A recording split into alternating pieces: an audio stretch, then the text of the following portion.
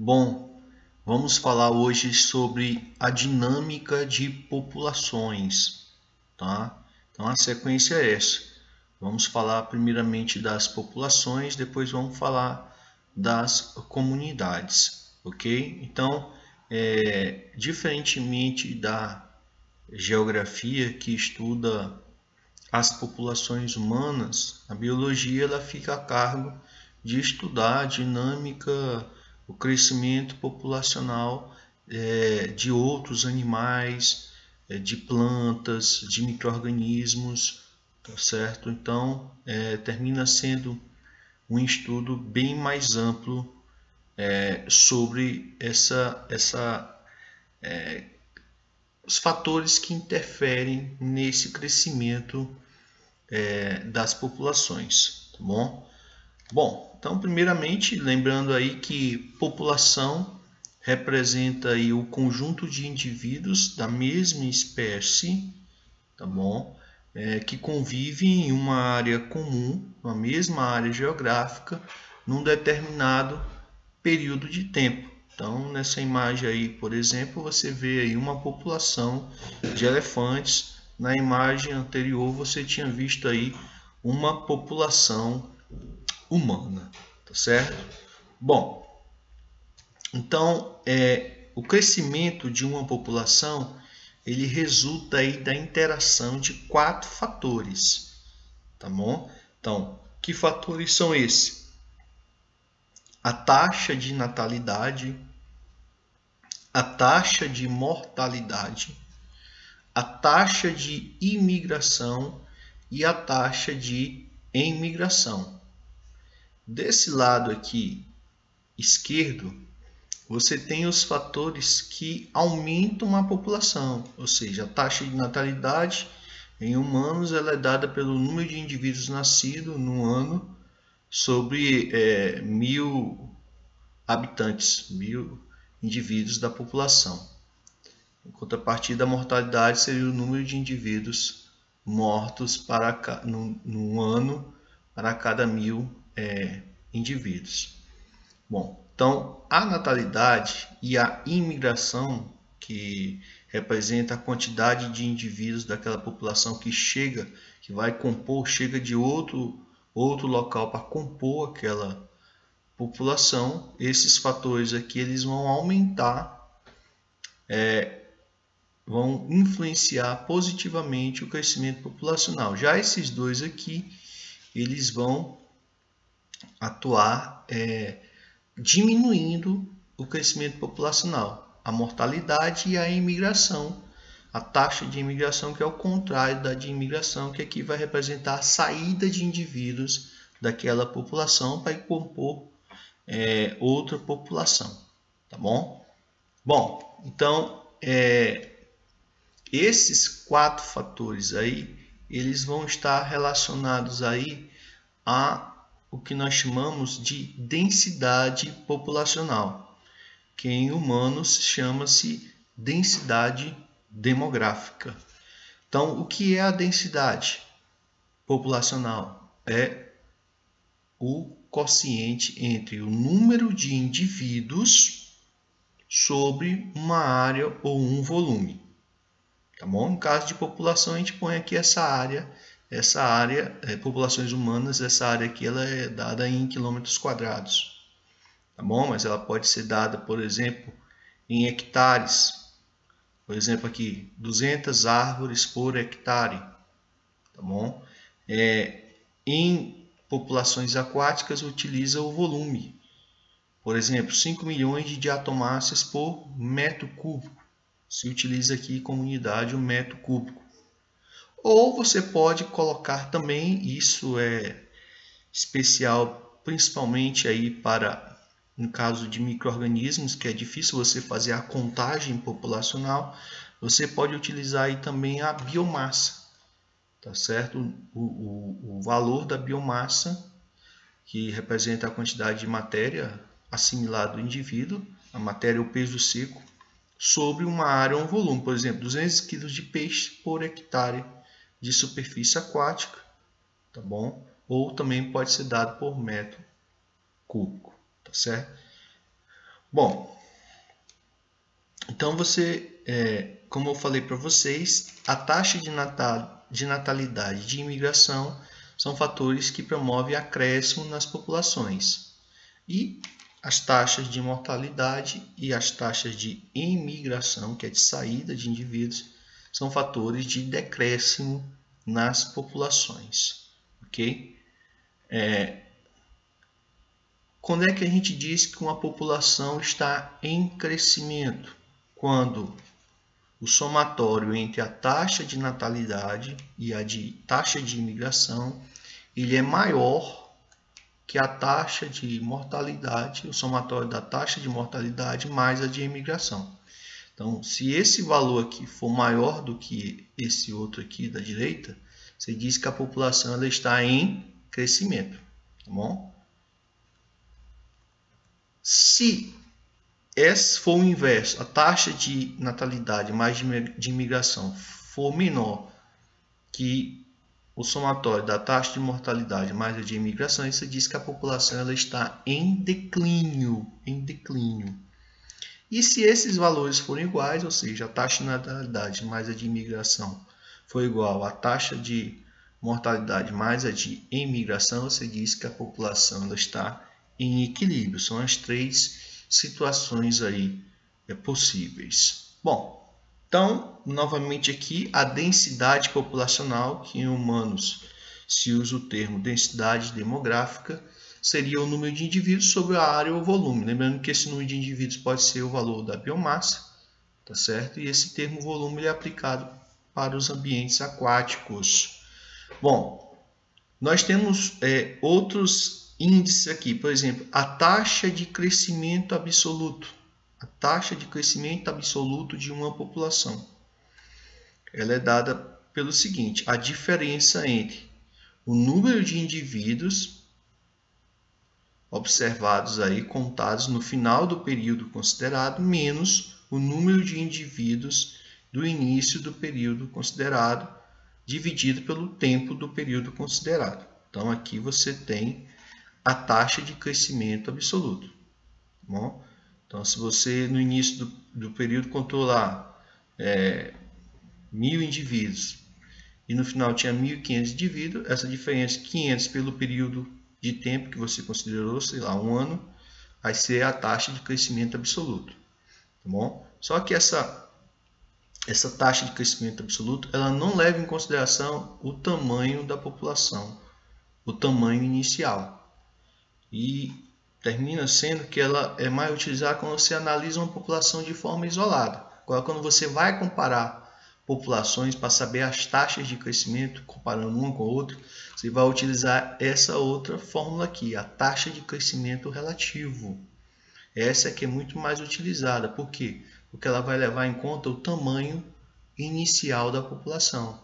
Por quê? Porque populações muito grandes elas tendem a ter uma taxa de crescimento menor do que populações iniciais menores. As populações iniciais menores tendem a ter uma taxa de crescimento maior. Tá bom? Por quê? Por causa da questão também que influencia no crescimento da população é a densidade dos indivíduos, a densidade populacional inicial. Então, você utiliza aqui para a taxa de crescimento relativo é o mesmo caso aqui, o número de indivíduos amostrados, contados ali no início, no final, menos o valor inicial de indivíduos, dividido pelo o número inicial, dividido pelo tempo.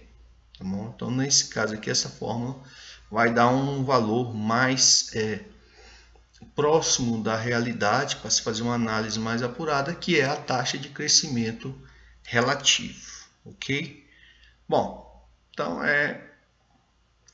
essas fórmulas, esses índices, eles ajudam aí a entender como é que ocorre a variação no crescimento populacional ao longo do tempo em diferentes populações. Bom, outros dois conceitos aqui importantes para a gente aprender nesse estudo da dinâmica das populações é o conceito de potencial biótico e resistência do meio, que são duas forças que se atuam de forma antagônica. Então, o que é o potencial biótico? É a capacidade máxima de reprodução de uma espécie. Uma espécie que atinge o seu potencial biótico terá um crescimento populacional exponencial.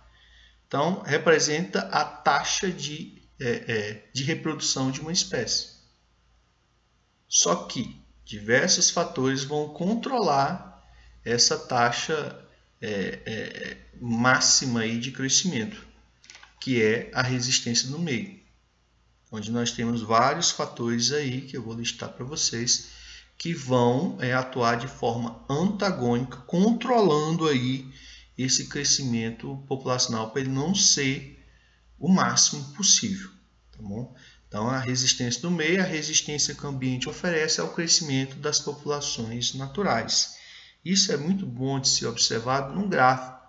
Por exemplo, quando você traça aqui um gráfico, a curva de crescimento real de uma população, onde você tem aqui nesse eixo o número de indivíduos e aqui o tempo, a curva do potencial biótico, tá certo? Que representa aí a quantidade máxima de reprodução de uma população, ela vai dar aí um crescimento exponencial. Então é uma curva bem acentuada, tá certo? Só que quando a gente contabiliza no real a curva de crescimento de uma população, ela vai dar uma curva dessa aqui, que nós chamamos de uma curva S ou um sigmoide. Então seria uma curva assim, representada por essa cor verde, que seria a curva de crescimento real. E por que essa curva de crescimento real ela é menos acentuada que a curva de potencial biótico? Essa diferença aqui é justamente a resistência do meio, os fatores que vão controlar para que esse crescimento não seja tão acentuado. E aí ele tem esse crescimento real aqui, que tende a se estabilizar quando atinge o tamanho populacional máximo suportado pelo ambiente. Por exemplo, bactérias crescendo ali numa placa de Petri. A população não pode crescer de forma infinita. Vai chegar um momento que não vai ter mais espaço naquela placa de Petri ali. Então, a bactéria ou a população de bactéria ou de fungo ali vai atingir o seu tamanho populacional máximo, que é suportado pelo ambiente. Questão de espaço, questão de nutrientes disponíveis. Esse tamanho populacional máximo é o que se chama também de carga biótica máxima. E aí, quando atinge essa carga biótica máxima, a população ela tende a entrar aí, em equilíbrio, tende a entrar aí numa constante. Beleza? Tudo bem até aí? Espero que sim. Então, vamos lá. Então, esse potencial biótico que nós falamos representa aí a taxa de crescimento, que incorpora aí a capacidade, a habilidade para migração ou para dispersão, os mecanismos de defesa contra doenças que podem impactar aí no crescimento populacional, a habilidade para suportar condições adversas. Então, esses são valores pró-positivos para o crescimento populacional, para o potencial biótico de uma população. Já essa resistência ambiental são os fatores que vão atuar em cima desse potencial biótico, tá certo? Controlando esse crescimento máximo. Seria a densidade populacional, ou seja, à medida que essa densidade, que é o número de indivíduos por uma área, vai aumentando, isso vai controlando. Por quê? Porque as espécies começam a competir ali por espaço dentro daquele ambiente. Então, isso termina em muitas populações fazendo com que os indivíduos aí se reproduzam menos, tá certo? Eles tendem a se controlar o seu processo reprodutivo. A falta de água e de alimentos, ou seja, de nutrientes, ela vai ser um fator que vai inibir o crescimento populacional, a falta de habitat conveniente, os predadores que atuam controlando a população de presas, os parasitas que provocam doenças, que terminam levando a aumentar a taxa de mortalidade, então termina controlando a competição intraespecífica e interespecífica, ou seja, a competição entre os indivíduos da mesma espécie e com espécies diferentes, também vai controlar e vão compor aí esse fator antagônico do potencial biótico, que é a resistência ambiental. E a curva real de crescimento, ela vai ser essa linha tracejada branca, ou seja, uma resultante entre a ação do potencial biótico e a ação antagônica da resistência ambiental. Beleza? Bom, essa curva de crescimento populacional, ela pode ser de dois tipos. Ela pode ser essa curva S, que eu mostrei para vocês, tá certo? Essa curva onde você tem um crescimento e depois ele se estabiliza, ou a curva em J, que mostra aí o crescimento de uma população e depois o declínio dela. Tá certo? Então há essas duas curvas básicas possíveis para o crescimento de uma população biológica. Olha só, por exemplo, aqui nós temos dois padrões de crescimento populacional aqui de roedores, a população de roedores, que é a população e aqui o avanço nas gerações.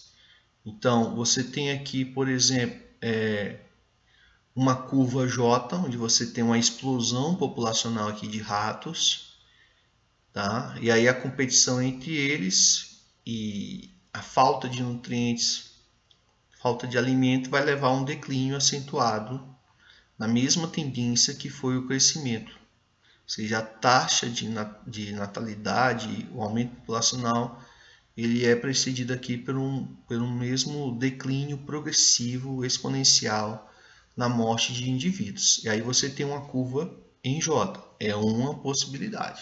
Tá bom? Por exemplo, aqui surgiu uma doença, uma epidemia de uma doença. Então, levou a esse declínio.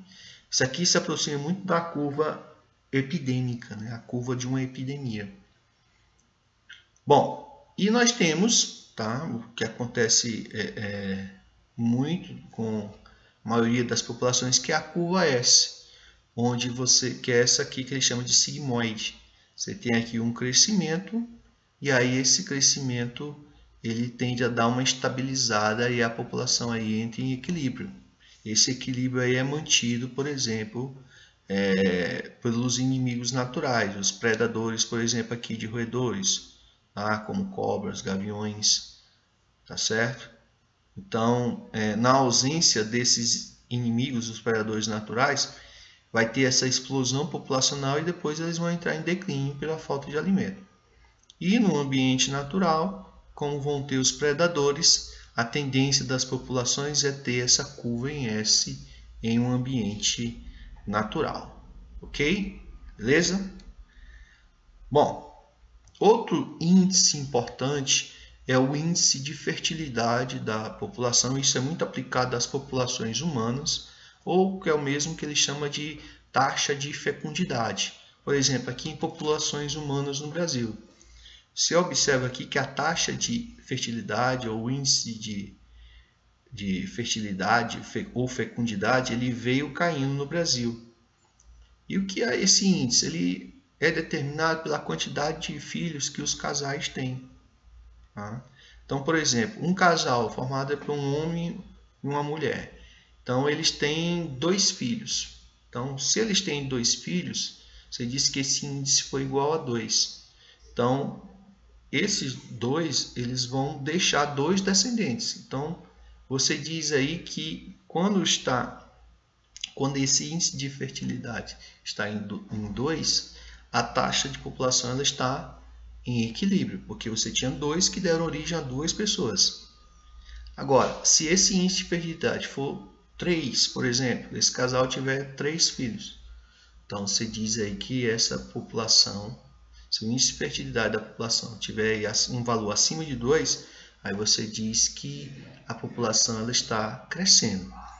E se esse índice de fertilidade, por exemplo, os casais tiverem só um filho, então esse índice vai ser abaixo de 2. Então se diz que a população humana está em declínio. Aí o que você observa?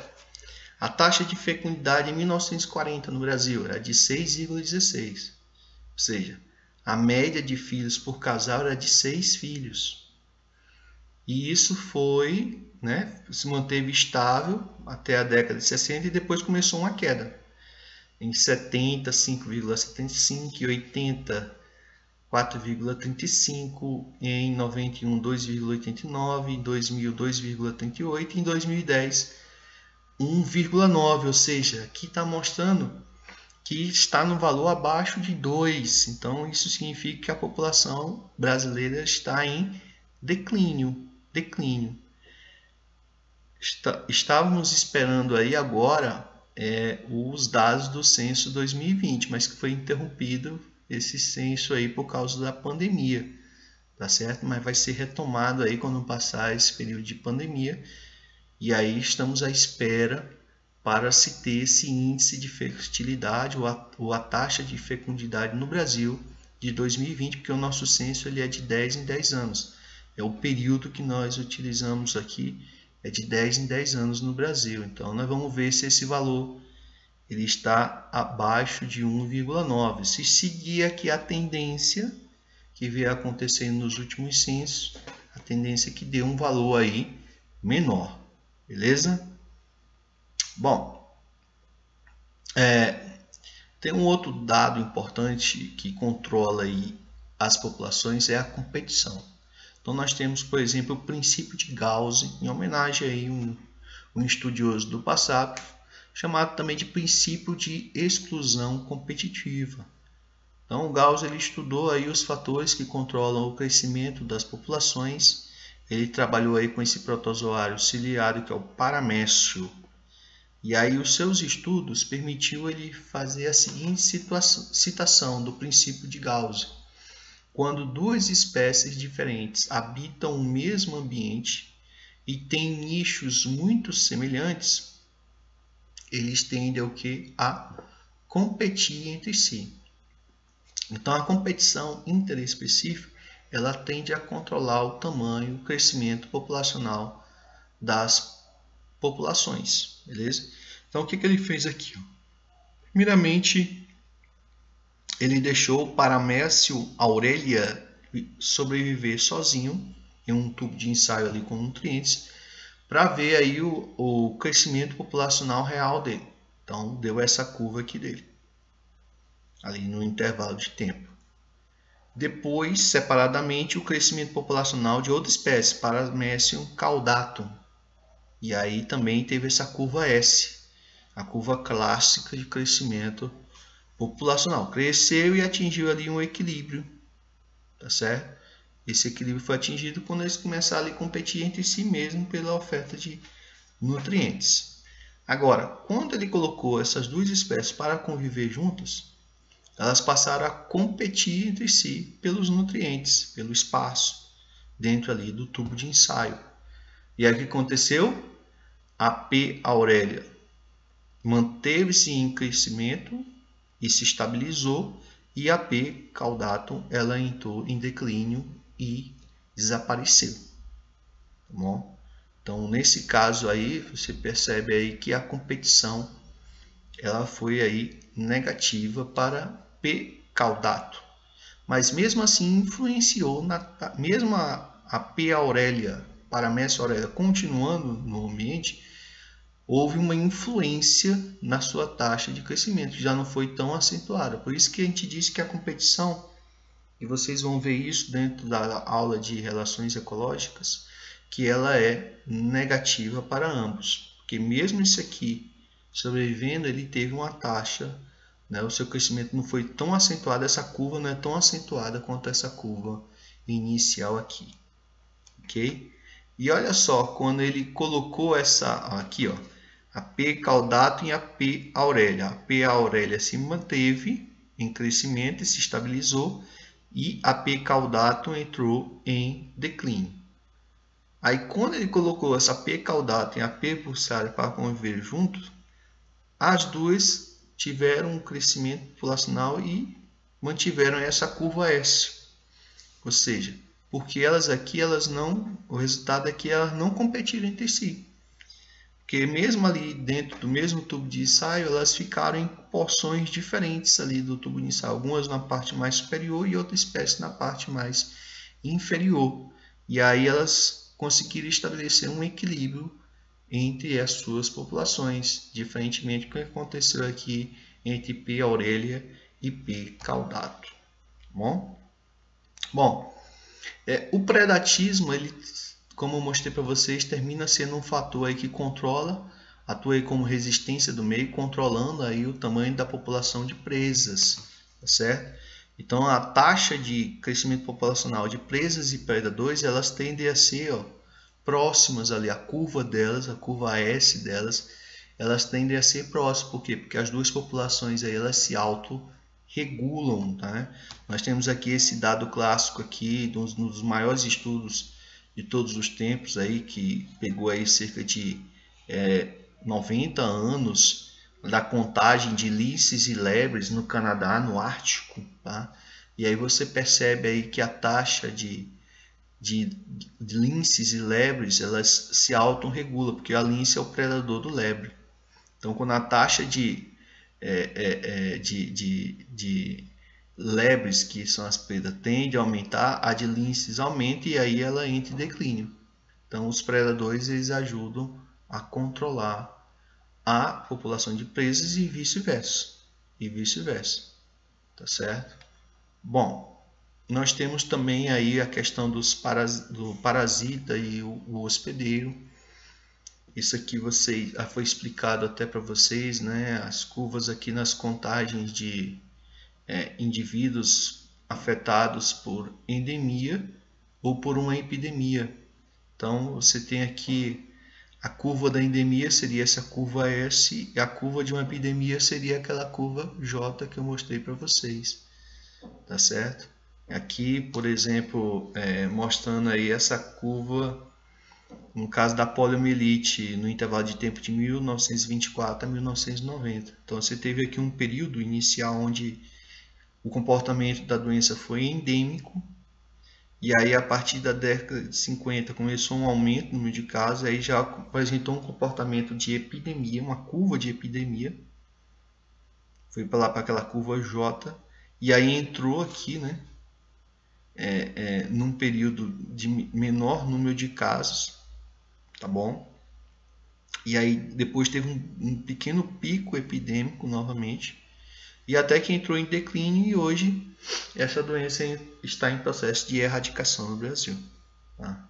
Tem mais de 15 anos, aí, quase 20 anos, né, sem nenhum caso aí, 20 anos sem nenhum caso no Brasil de poliomielite. Tá bom? Então essas são algumas curvas aí que envolvem contagem de indivíduos, de parasita ou de indivíduos afetados de hospedeiros. Outra curva importante são as curvas de sobrevivência, tá? Porque elas vão mostrar aí a quantidade de indivíduos aí no início de vida deles aqui, o número de sobreviventes no início de vida, na fase adulta e na fase final. Então você tem a curva ideal aqui que acontece com a drosófila, onde aqui representa que a taxa de sobrevivência ela é alta e ela só cai no fim da vida dos indivíduos. A dos homens num país desenvolvido, principalmente, ela tende também a ser uma curva boa. Os indivíduos passam uma taxa de sobreviventes alta na infância, no período adulto, e à medida que vai aumentando a idade, o número de sobreviventes vai diminuindo. Animais tendem, a maioria, a ter essa curva aqui, tá? No início de indivíduos, no início da vida deles, alto o número de sobreviventes. No estágio adulto, o número de sobreviventes já não é tão alto, e quanto mais velhos, mais vai caindo esse. E aí você tem aqui, no caso, por exemplo, a ostra, que tem uma taxa de mortalidade muito grande, tá? Então é isso aqui que se explica, tá? Essa curva aqui, que é a curva ideal, é uma curva altamente convexa quando a mortalidade populacional é baixa, até próximo do final da duração da vida. Então, essa aqui é a curva ideal de sobrevivência. Uma reta diagonal quando o coeficiente de mortalidade permanece constante durante toda a duração de vida. E essa aqui seria uma curva, né, altamente côncava quando a mortalidade é alta durante os estágios iniciais da vida. Tá bom, pessoal? Então a gente fica por aqui. Atenção aí nos exercícios e até a próxima. Tchau!